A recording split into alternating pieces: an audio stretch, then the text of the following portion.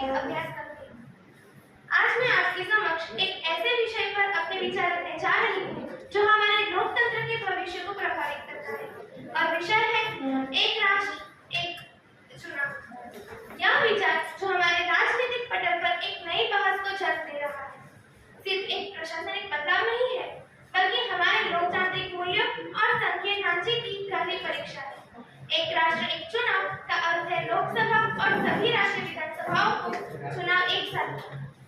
हम जानते हैं कि हमारे देश में हर साल कहीं न कहीं चुनाव होते रहते हैं। यह न केवल सरकारी खजाने पर भारी बोझ बनता है, लेकिन विकास कार्यों को भी बाधित करता है। आचार संहिता के कारण नीतियां अधर में लटक जाती है और प्रशासनिक तंत्र थक जाता है।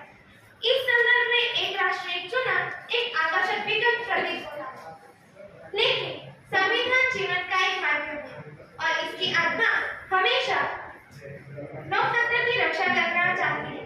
क्या एक राष्ट्र एक चुनाव हमारे संविधान की आत्मा को सुरक्षित रखेगा? क्या यह हमारे संघीय ढांचे की विविधता को सम्मान देगा? यह कई सवाल खड़े करता है। क्या यह मतदाताओं पर मानसिक बोझ डालेगा?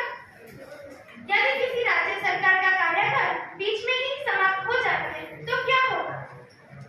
इन सवालों के जवाब हमें सावधानीपूर्वक ढूंढने होंगे।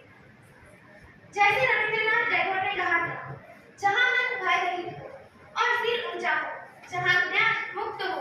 हमें ऐसे लोकतंत्र का निर्माण करना होगा जहां हर नागरिक बिना डर के अपनी बात रख सके।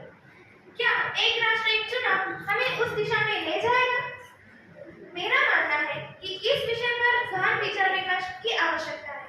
हमें सभी हितधारकों, राजनीतिक दलों, नागरिक समाज और आम नागरिकों की राय लेनी चाहिए। हमें ऐसा समाधान खोजना होगा जो हमारे लोकतंत्र को मजबूत करे, न कि कमजोर।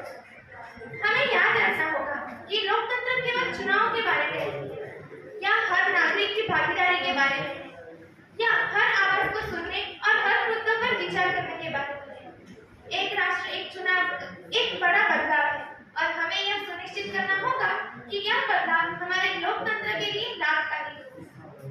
हमें एक